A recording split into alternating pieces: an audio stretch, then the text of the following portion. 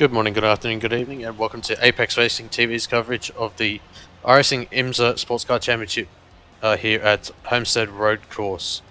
Tonight we have a single split, but that's certainly not going to detract from the awesome racing that we're going to have tonight. Alongside me tonight is Daniel Leeds. He's just sorting out one or two little things at the moment, but yeah, he should be alongside myself, Scott Newton, in the commentary booth in a few moments' time. Currently, we've got qualifying underway at the moment. We have 4 minutes coming up elapsed at the moment, but just going to go through the race info at the moment. Yeah, we're at Homestead Miami Speedway, the road course version. Weather at the moment, currently 28 degrees ambient, so it's fairly hot for the drivers. 68% humidity with a partly cloudy sky with 13 km/h winds, so quite breezy out there tonight, so it should be at least quite challenging for the drivers with the final sector, especially with the ovals. Typically we don't see many ovals on the schedule, but certainly going to be interesting for the drivers today. So currently at the moment on provisional pole, we've got Black Neck for Alpine Stars Geodesic Racing in the C7DP, and in the GTE class we've got John Beatty Jr. In the GTE class, currently on provisional pole position, and Peter Balassa in the provisional pole for the GT3 class. Seeing if we can get any drivers that are on a lap at the moment. It looks as though that with a fairly short lap, sub 1 minute 10 for the DP and around 1 minute 12 for the GTE. We are seeing that most of the drivers have put in times, but we've got Matteo Ugolotti at the moment in the BMW M8 GTE, looking to set a qualifying time, but he's been on his outlap at the moment, so we'll see how he fares on his first flying lap as he takes the turn 2 quite aggressively there. It's a nice line through there to tight turn 3. You want to try and stay to the left to open up turn 4. And hard on the power. We'll go on board quickly.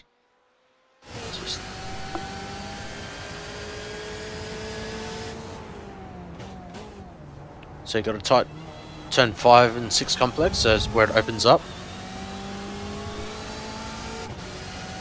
And just a short little straight here for turn 7. We're in the middle of sector 3 at the moment, coming up to sector 4. Gets that nicely turned in.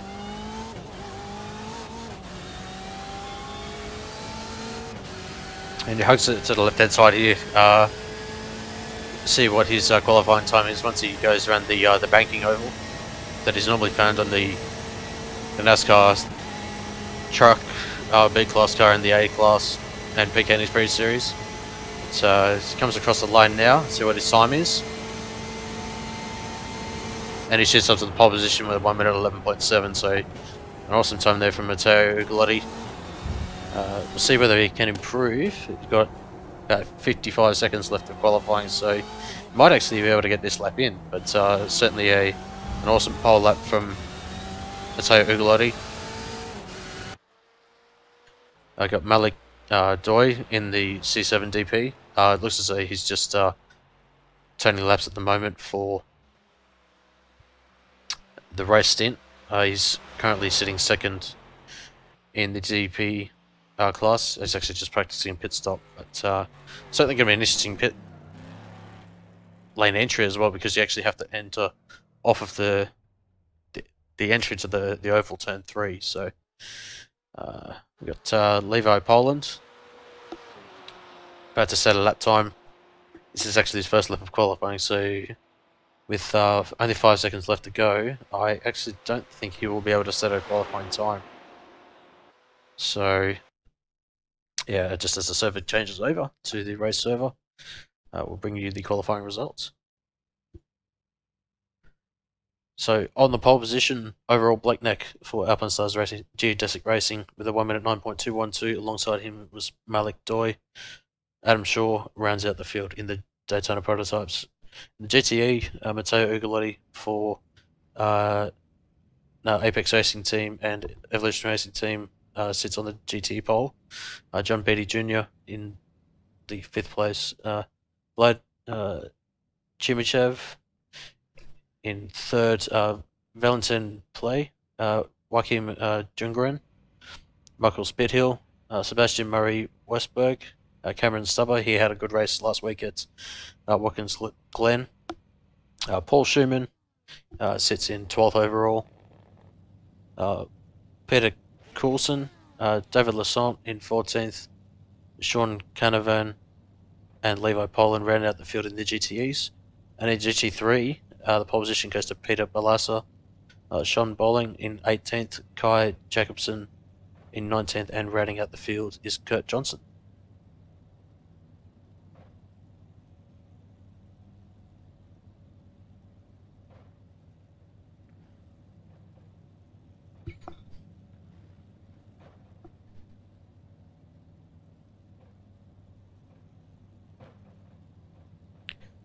Just waiting up for everyone to grid up.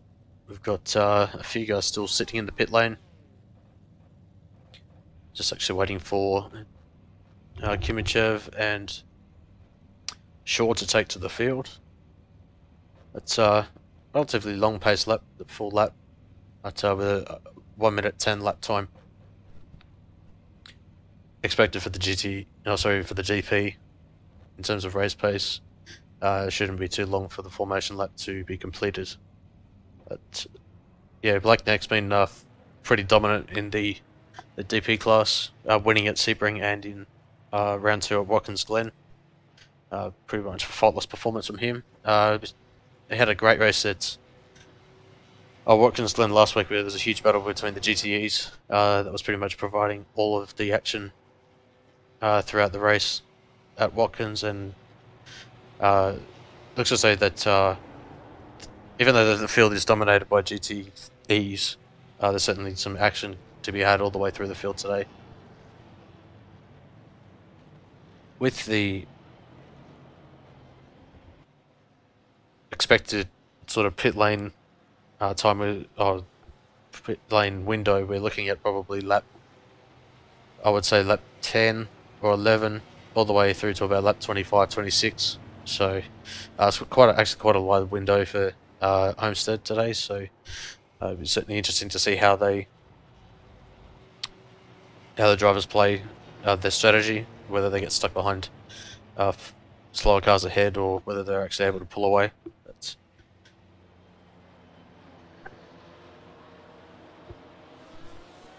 Having said that, though, I hope everyone's doing well as well. I hope you're all having a fantastic Tuesday, and certainly looking forward to the action here at Homestead. We've got Blake Neck will take control of the field once the pace car dives into the pit lane. He'll actually have to be careful not to actually pass the safety car, otherwise he'll get a black flag, but I'm sure that he'll be well aware of that. Got reasonably sized gap between the DP and the GTE. Actually, Adam Shaw and Sean Canavan did not take to the start, so a couple of guys that are either in the pit lane or have had technical issues before the start of the race. It's certainly unfortunate for those guys. But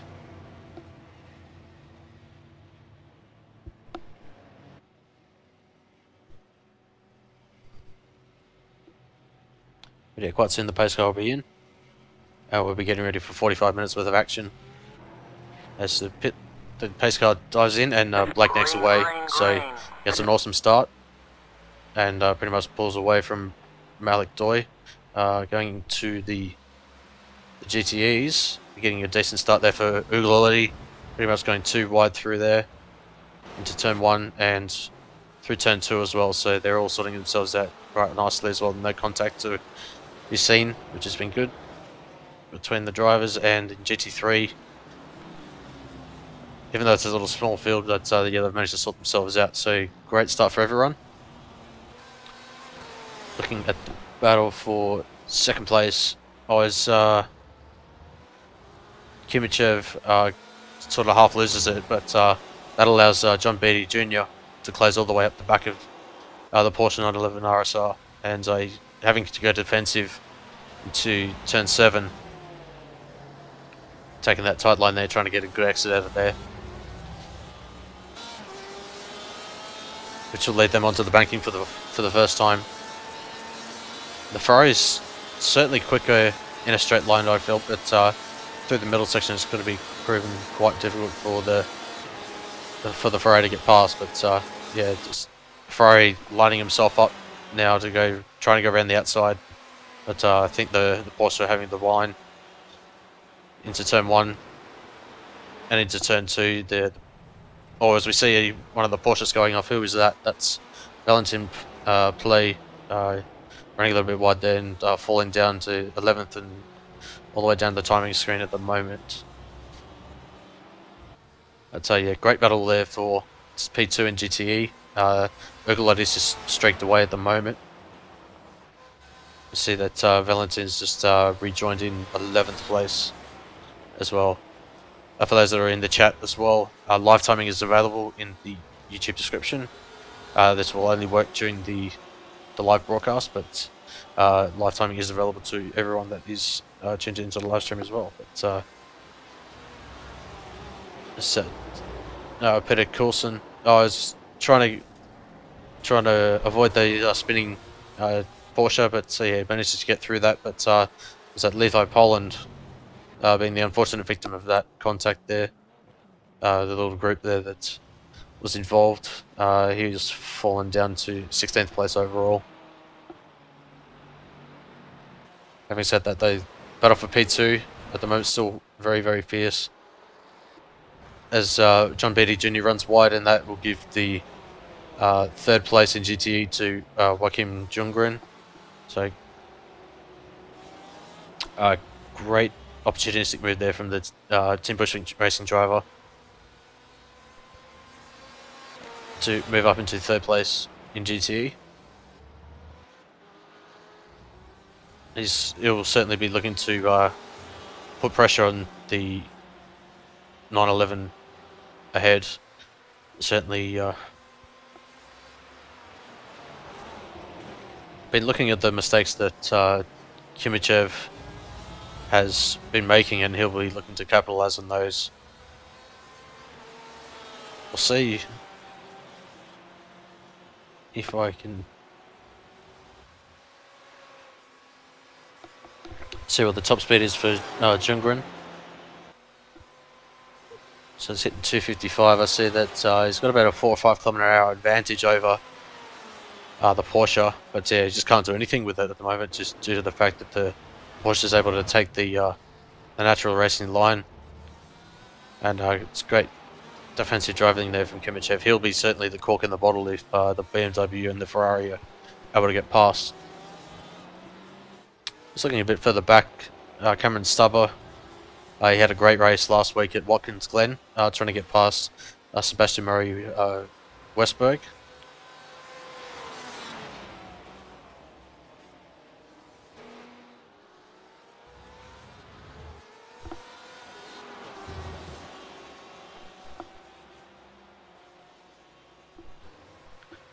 See if we can actually go on board second with Cameron.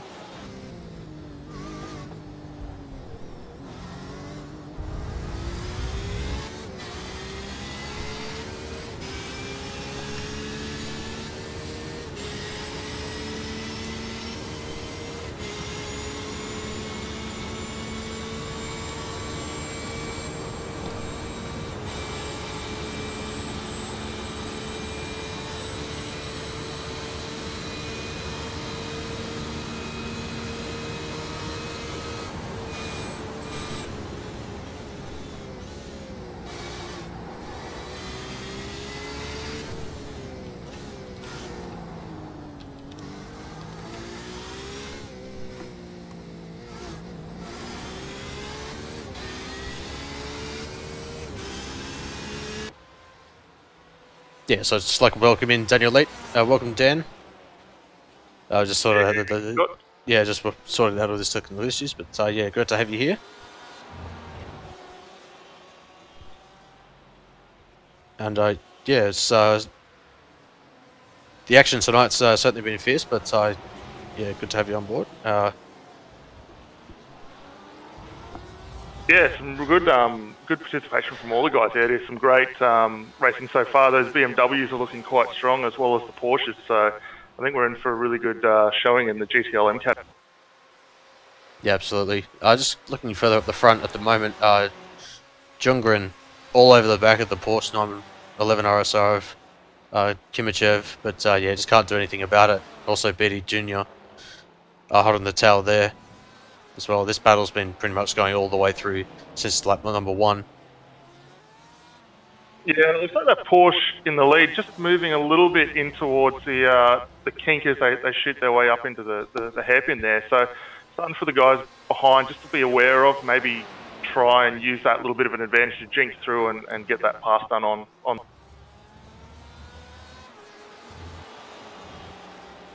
Yeah, absolutely. Just see that Cameron Stubber's been able to get past Sebastian Murray Westberg. I'm actually going to take a quick look to see if I could find that.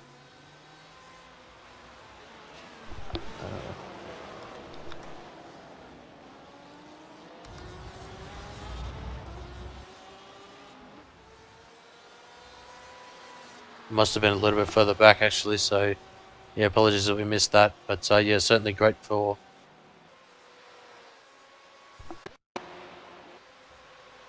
must have been a separate incident that we missed that allowed Cameron. Yeah, here we go.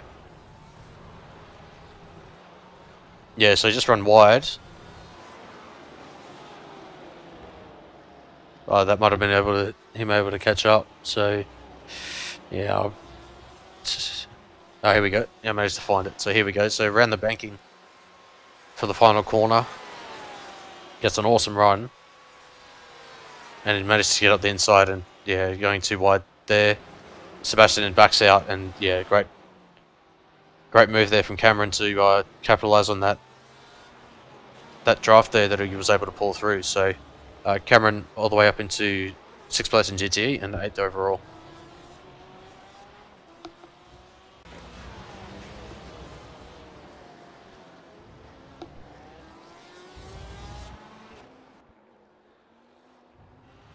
Yeah, that pass looked to be rather easily made as well. He had a nice drive up onto the main straight there, and that drive out of the hairpin really helped that Porsche get that.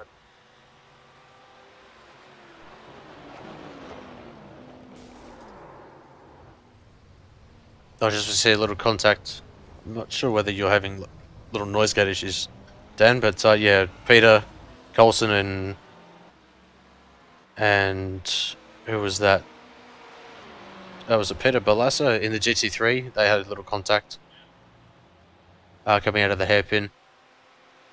Different classes obviously, but yeah, both managing to survive that little contact there.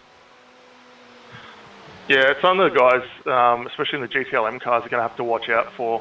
Coming around that slower track, especially the Audis, they're going to have to just be cautious where they make those moves, and obviously the brake performance is going to be maybe a little bit more in favour of the GT3 cars, so they're going to have to time those moves very closely.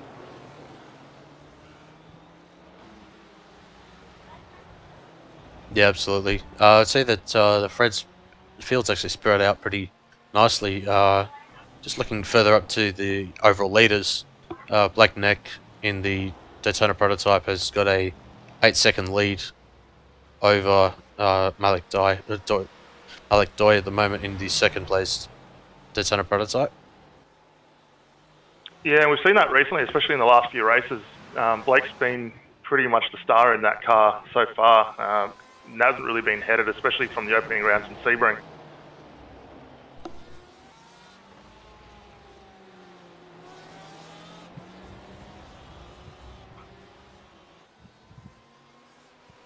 Yeah, absolutely. We see that Joachim Jungren has had a small mistake. He's lost out to John Betty Jr., who sits 3rd place in the GTE at the moment. Kimachev. Certainly putting on a great defensive show at the moment, sitting in second place in GTE. Whereas Matteo Ugolotti's just straight out got a 5.8 second gap over the field in GTE. Yeah, really starting to streak away for Ugolotti up the front there, but still the battle that we're watching here with John Betty is going to go on probably majority of this race. That Ferrari lining up with a really good run here though out of the corner. Yeah, absolutely. He's just going to have to tuck back in, try and find another way around. But yeah, with that Porsche 911 RSR having all that downforce to carry the speed through the corners, it's certainly making it quite difficult for the both the BMW and the Ferrari to get past.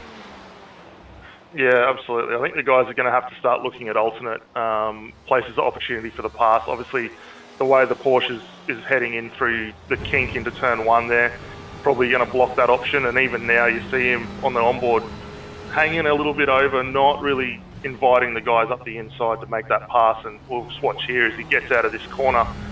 The traction really sort of comes into its own. He can extend that gap just a little bit. They've got a GT3 that they're going to have to get around now, which shouldn't be too much of an issue. But this might be the best opportunity to go under him with the cars around and maybe try and make this move stick.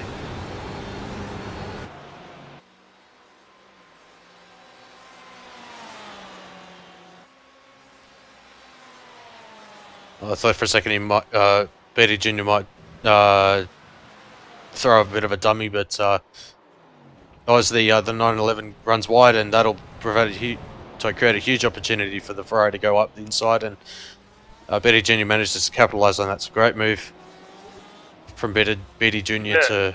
to capitalise on that one. Absolutely. I think the Porsche just ran in a little bit hot. He had the trying to keep that car in front, especially after the great tow that Beatty Jr. got through there on that Ferrari, and just seemed to overcook it. Maybe it'll open the door for the BMW just behind now to work his way back into this little battle. But you look ahead, Ogolotti's really starting to extend that gap now between these guys. I think it's 6 seconds at the moment. So first at the moment, barring any incident, seems to sort of gap the field for this GT class, but the real focus right now is second, third through fourth. Yeah, absolutely. Looks to say that pretty much everyone's spread out. Actually, the closest other battle here, we got the other GTEs of Spit Hill, Stubber, and Valentin Play. All seemingly. Yeah. So yeah, one BMW and two 911s. So fairly mixed field. To be fair, which is good to see. Yeah, absolutely. There's a little bit of a gap between these guys. We're looking at just about half a second to a second gap between these cars at the moment, a bit further down the pack.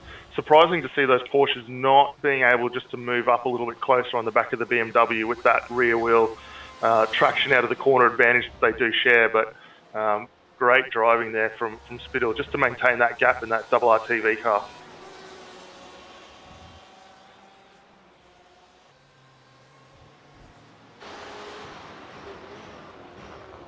Just looking back at the half-second gap, that's actually closed up right up from Stubber. So it's been able to be super late on the brakes, which has been that huge difference that has allowed that couple of tenth gain. Yeah, and it's something they can probably continue to work on, especially as this race goes on. The tyres will come into their own. Looks like he's really starting to set up for a great tow up on the front straight. You can see him really starting to come now. We'll have to see where Spittle wants to park the BMW, but I think he's going to try and hold this one out. May run a little bit wide at the back end. We'll just have to keep an eye. Another Porsche coming in right in and hard at the back there. Yeah, going 2x2, certainly not doing them any favours by allowing the 911 behind to close right up. But Stubber is through. Great move there from him to promote himself up into, I think, the back end of the top 5 in GTE. As he's having to go super defensive. and really good awareness from all drivers just to give each other that little bit of room and not run over each other.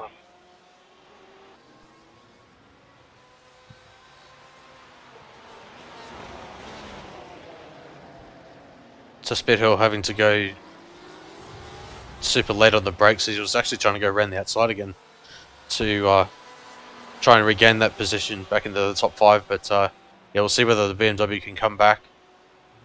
He's trying to get his nose in there, but he'll have to go right around the outside through the banking. But he's looking in all sorts of directions, but yeah, it seems as though that Porsche is certainly able to hold its own. Oh, and oh no, there's a bit of contact through turn 1, and that sends the 911 off into the first part of the oval there.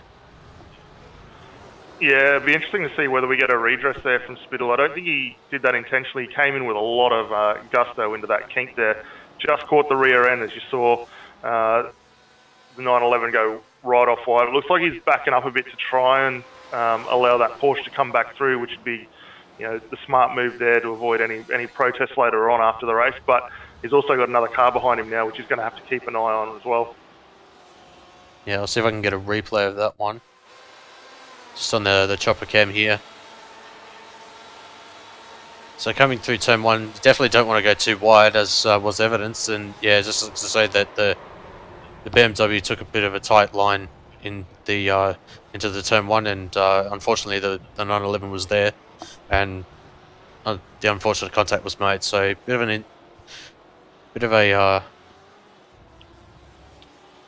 certainly not an unusual line there from Speedhill, but yeah, it's just unfortunate. The car in front was there, so but I think he is trying to redress that at the moment, as you say. So, but they've got Sebastian Murray Westberg in the middle of that, so we'll see how that plays out. Yeah, and it's not an easy circuit to try and redress, as they were going around 2x2, a little bit of hip and shoulder as we cut back to live viewing here, and these guys are just touching each other up a bit now.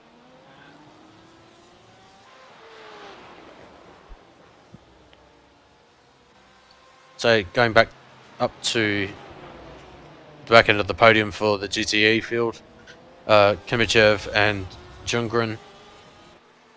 Gap at the moment is only 0.4 of a second, so this battle that has been hiding up pretty much since lap number 1 has still provided some great action. We've got Beatty Jr. has actually opened up a 1.9 second gap, so the 911 of Kimichev has been a little bit of a cork in the bottle for these three, but certainly not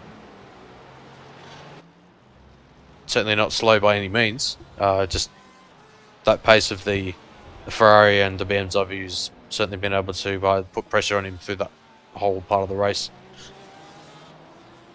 Yeah, absolutely. And now that the Ferrari's been able to sort of bridge that gap, doesn't really look like he's going to have a huge challenge later on from the Porsche.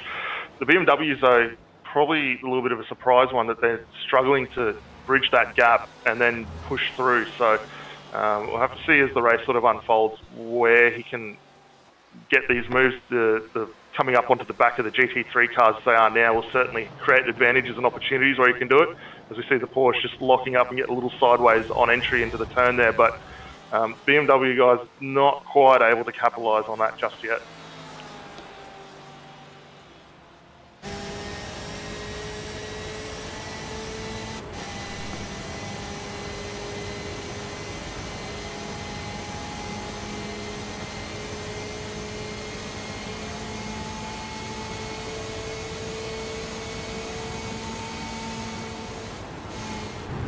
Pretty much all the way up to 270 kilometers an hour through turn number 1 in that draft. It's actually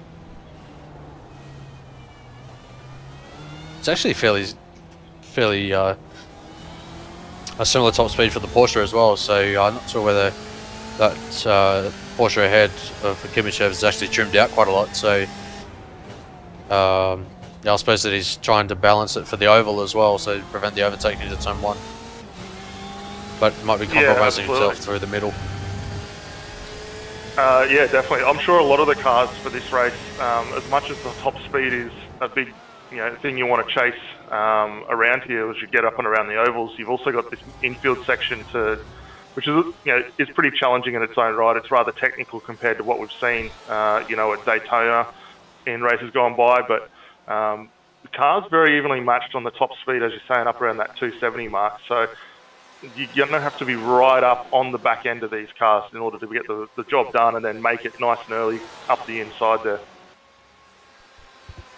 Yeah, just taking a look at the top speeds of everyone throughout the field, and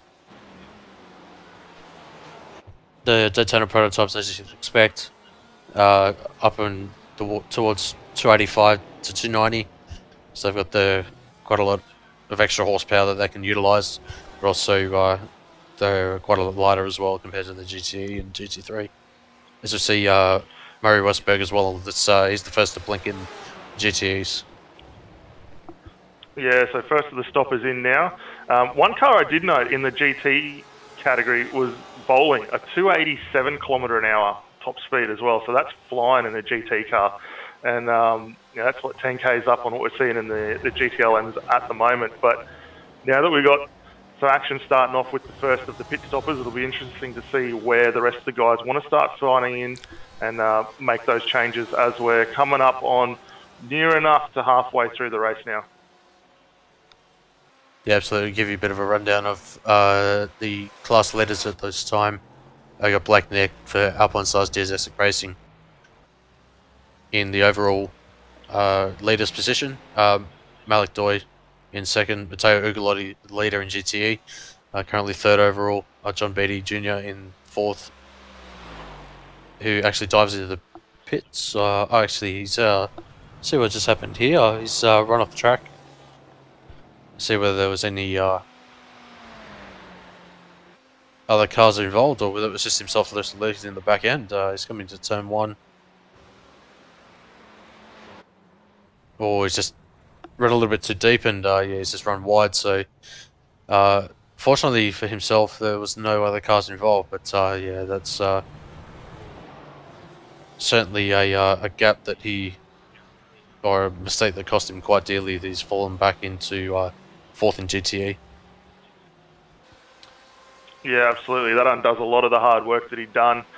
Looked a bit weird the way it came in. It seemed to grab on that front left-hand corner a bit as he was trying to settle it down. He's just run wide again now, trying to make his way back past the BMW in front of him. But yeah, he's now got it all to do in this next 20-odd minutes.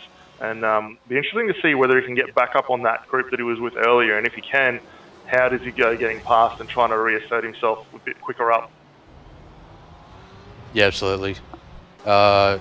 Just looking at that gap, he's got about 4.2 to 4.8 second gap to the two cars ahead of him. So, yeah, as you say, it will be interesting to see.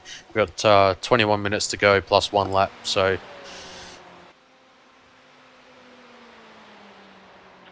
yeah, and it'll be looking to see these guys start making the tyres. I think now that we've had one car down the lane, a lot of guys are going to start paying attention to see whether the times are increasing or if there is any performance advantage going off onto those newer fresh tyres now. yeah, absolutely. The current leader that has pitted. Sorry, the leader of the drivers that have pitted is Michael Spithill. Lane time of 38.2 with a actual stoppage time of about 10.3, so that's pretty average for the GTE. So actually Sebastian Murray Westberg has had a slightly longer stop, but I'm not sure whether that was actually but he's had a shorter pit lane time, so I'm not sure whether that's counted 2 pit stops, but he would have only pitted once during these, so ahead of some of the other GTs as well. Yeah, definitely, and we've got looks like Peter Balsala has come in for a stop now. Be interesting just to get a gauge too on the GT3 cars, sorry, just to see what their sort of transit time looks like. He overran that stop just a touch there, but I think what we're seeing is up and around the 15 seconds for those cars as well. Yeah, absolutely.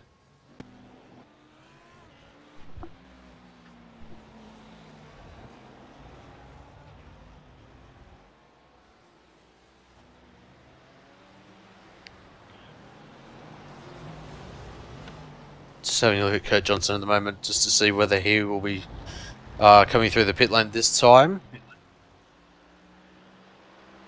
So it's actually quite an interesting pit lane entry. You're actually entering off the entry to the turn 3, which is just here. But yeah, you can't go through the oval and then cut back into the pit lane. So yeah, that's where the entry to the pit lane is, and yeah, he decides to come around for another lap. Yeah, and the entrance for that lane, very reminiscent of what you'd sort of see at Phillip Island, where you cut off early before the final slingshot up onto the main straight. So we'll have to keep an eye on him there and just see when he does decide to come in. But Kurt's running a pretty solid, where is he now? Second overall in the GT3 class. Got a fair gap between himself and Shannon Bowling, but hopefully once Shannon and that maybe has a stop and things sort of shuffle out, we might see those gaps start to close back down. Yeah, absolutely. Just looking further back up the field, Lundgren's actually got past Kimichev, so we must have missed that, sadly. Let's see if I can find that one. Here we go. So I managed to find it. So here we go. It's just a run into turn 1.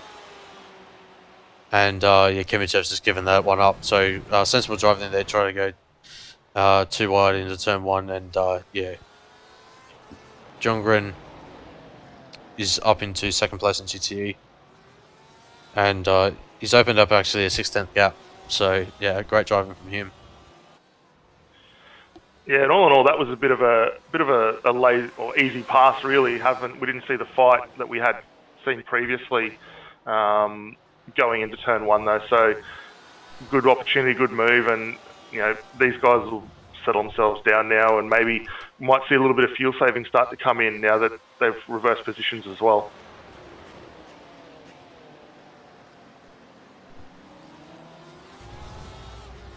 Yeah, absolutely.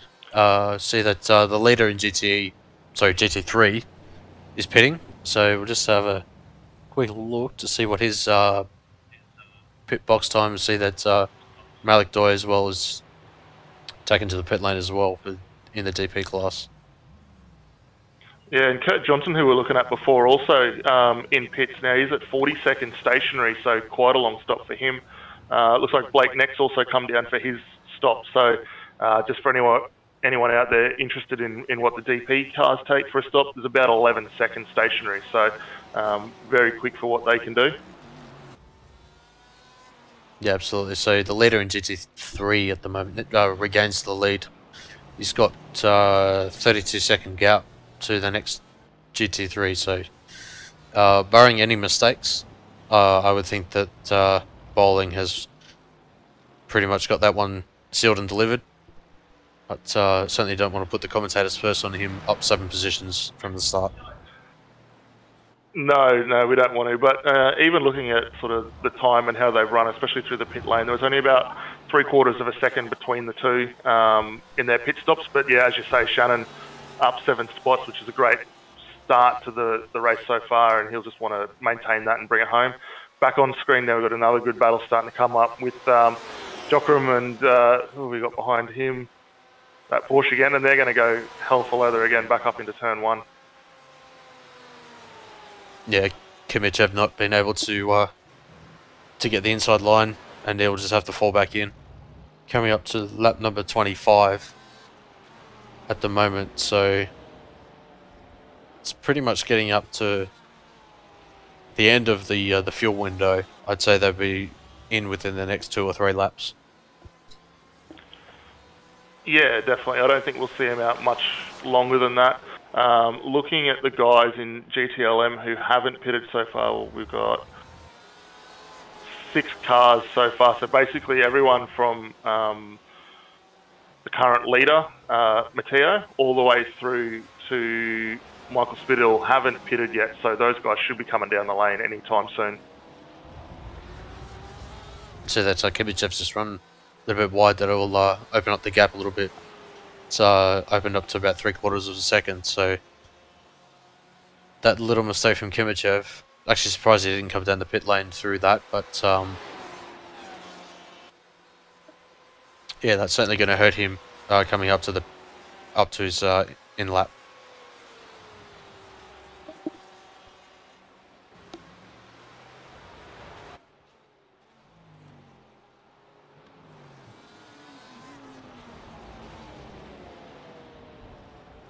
And it looks like too in the DP class we're down to a sole DP at the moment in Blake Neck, still going around as well. It looks like the guys that we did have running him, Malik and Adam Saw, both retired from this race as well. Yeah, Adam didn't actually take to the start, so it was only Malik and Blake that took part in the race. So I'm not sure whether Adam had technical issues before the start of the race. So certainly unfortunate for him. But yeah, Malik just falling down the field as well to 18th at the moment, but I wouldn't be surprised with the next few laps Jacobson's able to overtake him.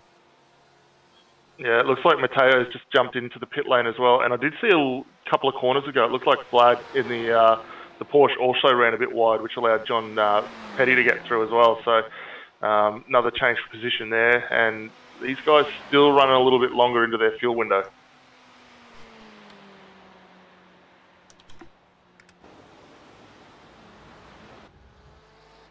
See Kibichev as well into the pits as well, so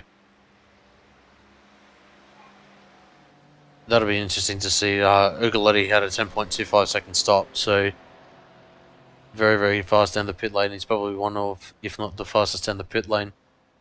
So great stuff for him. He'll re-inherit the GTE lead once the 3 cars ahead of him have pitted. Yeah, absolutely. I think it's about time that Kibichev actually came down. He had actually gone a little bit quicker on his stop, 9.9 stationary versus a 10.13 for Ugolotti. So a little bit quicker, not much. I don't think it's enough to really upset the positions as the race goes on, but you know, we're winding down now. I think we've got 3 out of the field still remaining to come in for their stops. So hopefully these guys will be in, looks like starting now with Joachim coming down the line now. Got a bit of a track map to see where everyone is in relation to everyone else. So Ugolotti coming around the banking right now through the final corner. He'll re-inherit the lead once he'll cross the start finish line. So Betty Jr. is just hitting his box right now. Same with Valentin Play and Joachim Jungren. I see that Jungren had a bit of an off as well, so before the stop, so that's why he's actually behind Valentin and John Beatty Jr. Yeah, so it's interesting the way it's sort of unfolding now. We saw John Beatty having that massive lose about 5 to 6 laps ago now. He's managed to, you know, through the luck of everyone else kind of falling off, being able to regain that position, moves himself back up to 3rd outright and 2nd in class behind Mateo up there. And the gap, we'll have to keep an eye on it, but the gap when these guys sort of get back underway is probably going to be around that 17 to 18 second range. Yeah, absolutely. Just looking at Levi Poland at the moment, he's trying to put it, make a position on Peter Balassa in the overall positions, but obviously it's not going to affect the class positions. The gap to Paul Schumann ahead for Levi Poland's about 25 seconds, but also Peter Coulson behind's about a further 6 seconds behind. Yeah, so one thing I'd love to start seeing for the guys running in this series is some more DPs. Someone's got to come in and start to challenge Blake. While everyone sort of falls by the wayside, he seems to get it pretty easy, so I'd love to see some more guys come in. And the GT3 category, I think we need a few more guys trying to jump on board and run it. We're at 5 at the moment on board, so nice to see a few more guys come back in. And I think we saw that early participation, especially at Sebring. There was a lot of interest from guys in the GT cars. It'd be great to see them all back on board and give us a little bit more excitement to what's already going on with the guys now. Yeah, absolutely. Within the next couple of weeks as well, we're going to announce that the time slot will be changing due to the fact that Australian Eastern Daylight Saving Time will be ending. I think it's the first weekend of April. So from round 5, we will be changing to the 10:45 GMT slot, and that will equate to 20:45 Australian Eastern Time. So that might make it just a little bit easier for the Australians that have other commitments before or during this current time slot to be able to make it to that race.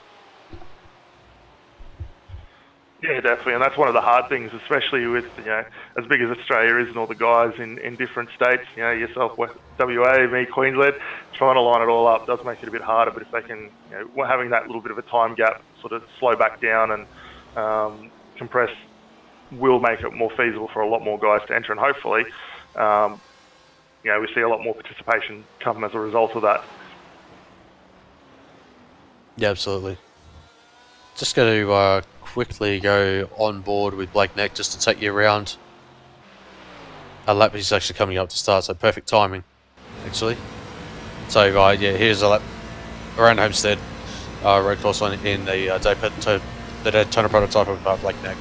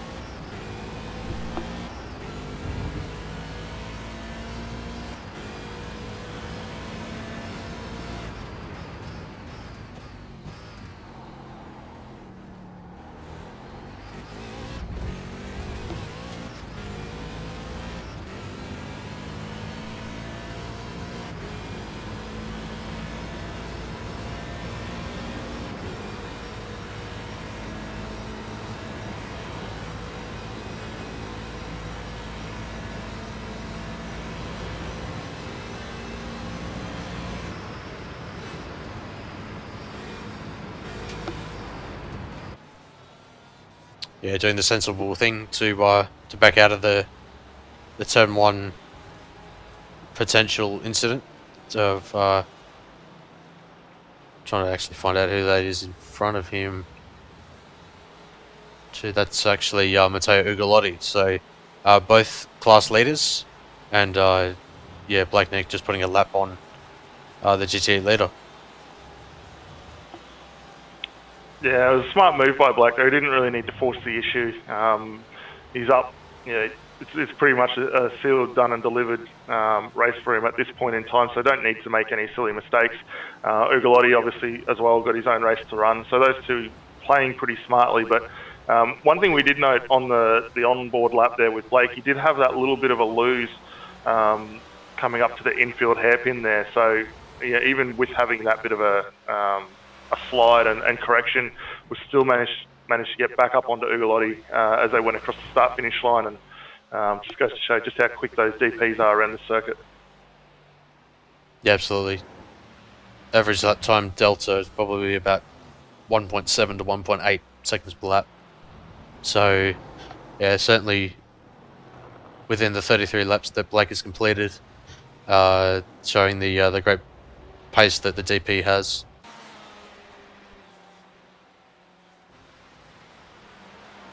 Just looking a little bit further back, John Beatty Jr. and Valentin Play battle for second place in the GTEs. This battle's recently halted up. Gap at the moment is staying under half a second at the moment. But Valentin's just been able to close in just that little bit over the past couple of laps. To see that last lap he was about half a tenth quicker than Beatty Jr. had.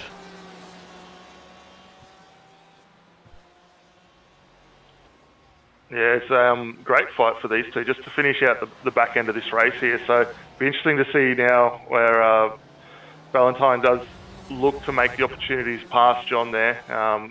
You know, we said it earlier on, those Porsche have really good traction. The Ferrari at the moment got a little bit of something to work with. He's able to sort of maintain that gap. You see a slight little bit of a wiggle trying to break the draft that he can, but at the moment it looks like Valentine's just a little too far back to be able to make this move past.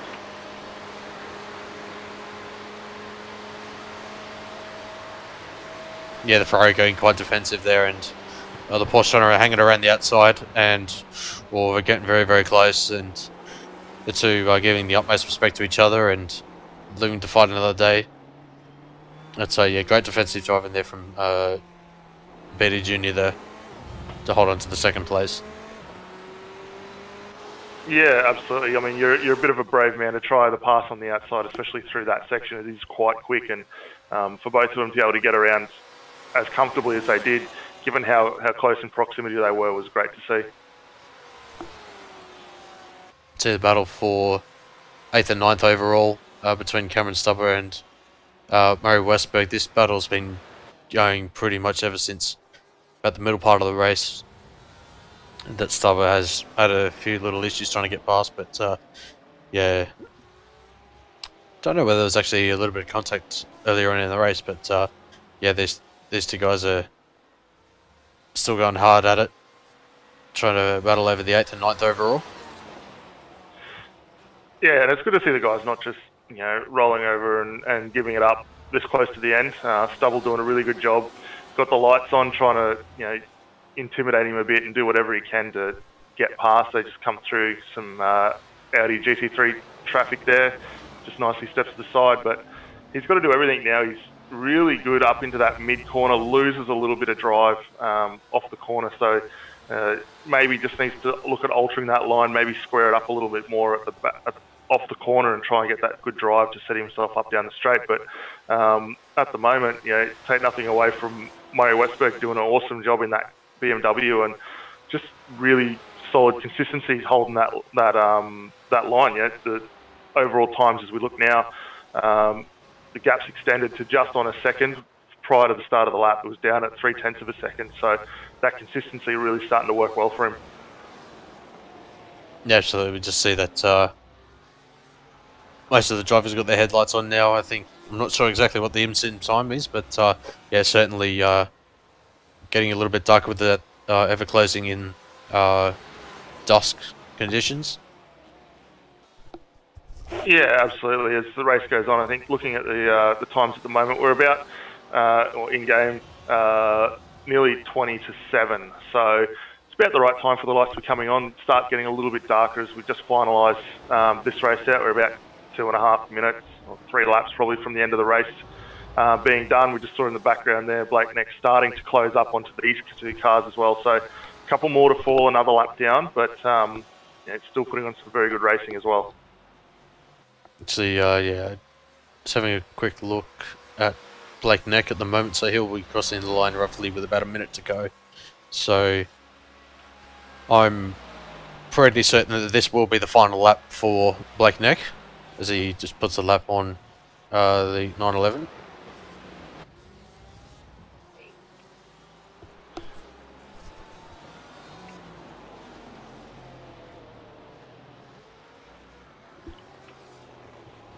Yeah, we should see him quite easily dispense with the BMW coming up into the braking zone here as well. Should have a lot more car under him, and I don't think there'll be any issues there from Murray Westberg as they go in. Yeah, absolutely. I was just also noticed that Valentin play as well, pretty much all over the back of John Beatty Jr. at the moment. That battle's pretty much going to go down to the wire, but yeah, we're going to watch Blake Neck with about 5 seconds to go. So this is the white flag lap. Pretty much dominant performance from Blake Neck, as we'd always come to expect from him. And just about to round the final corner now. He will take run number 3 of the IMSA Sportscar Championship here on ApexRacingTV, and congratulations to him.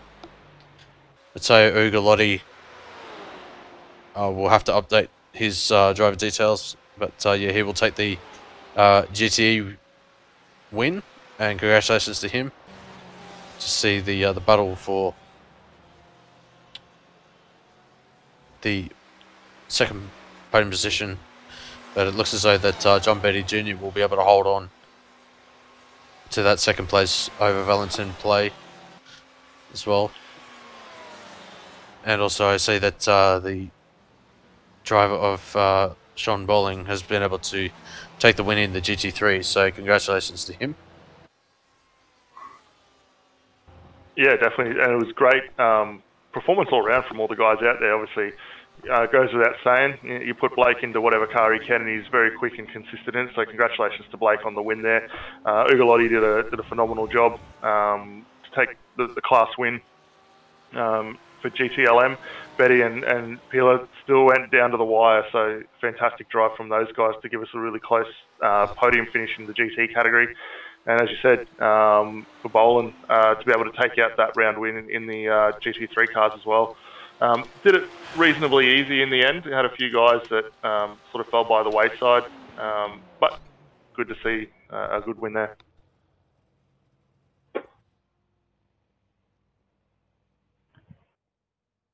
Yeah, absolutely. Going to take you through the final race results here for round number 3 of the IMSA Sportscar Championship here on ApexRacingTV. So Blake Neck takes the overall win, gap over a lap to the first GTE of Matteo Ugolotti. John Beatty Jr. finishes in second place in GTE and the overall podium, final podium position. Valentin Play rounds out the GTE podium. Joachim Jungren finishes in 5th overall. Vlad Kimachev, Michael Spedhill, Sebastian Murray Westberg, Cameron Stubber, Sean Bowling rounding out the top 10 overall. Levo Poland, Peter Coulson, Peter Balassa, Sean Canavan, Kurt Johnson, Paul Schumann, Kai Jacobson, Malik Joy, and rounding out the field, David Lassant and Adam Shaw rounding out the field, but Adam did not take to the start, so must have had technical issues before the start that prevented him from taking to the field. Yeah, a bit of a shame for Adam there. Would have been good to see a couple of other challenges out there with Blake. Obviously, Malik Doy was out there for quite a while, succumbed to a few issues and finished down quite a way, or actually wasn't able to finish the race, so a little bit disappointing there. But yeah, it'd be nice to see a few more of those GTLM cars, Daytona prototypes, get into the race and really give some challenge up there to Blake. Yeah, absolutely. Have put in the YouTube chat for any of the drivers that wish to come in for a quick driver interview. But yeah, I am going to quickly go through the upcoming broadcasts on Apex Racing TV coming up throughout the week. Starting off with the BSR MX5 Pro Series. That is round number 3 at Imola, so that will be an awesome broadcast to watch.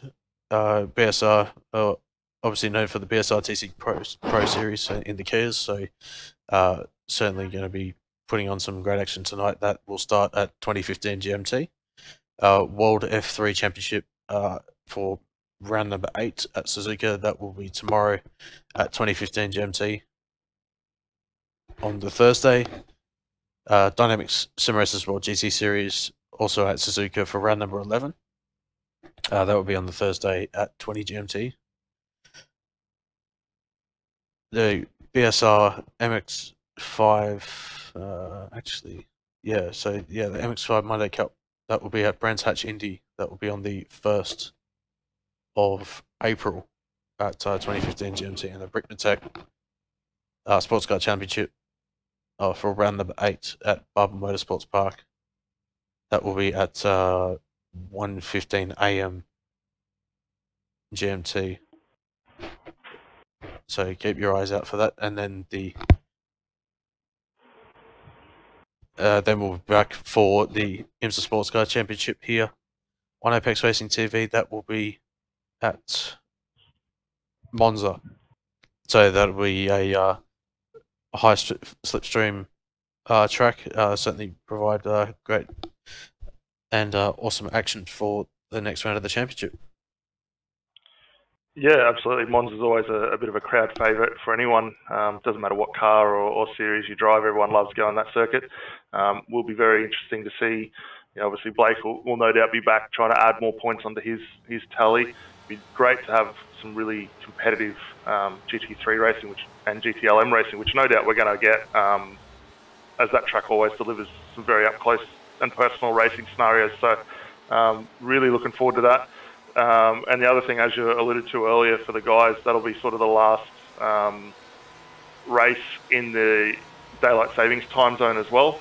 Following the Monza race, I think we do have the shift back, so the time slot will change back as well for there.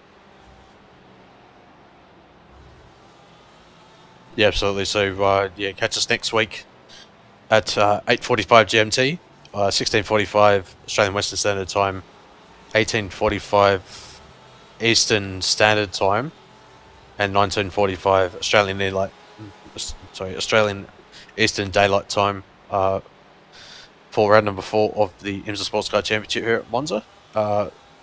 So I think with no driver interviews, that will conclude the stream. So on behalf of Daniel Leeds, my name's Scott Newton, and we hope to see you all next week, and I hope you all have a safe week, and we'll catch you either in a following broadcast on Apex Racing TV or here next week for round number 4 at Monza. Alright, thanks very much, and catch you next time.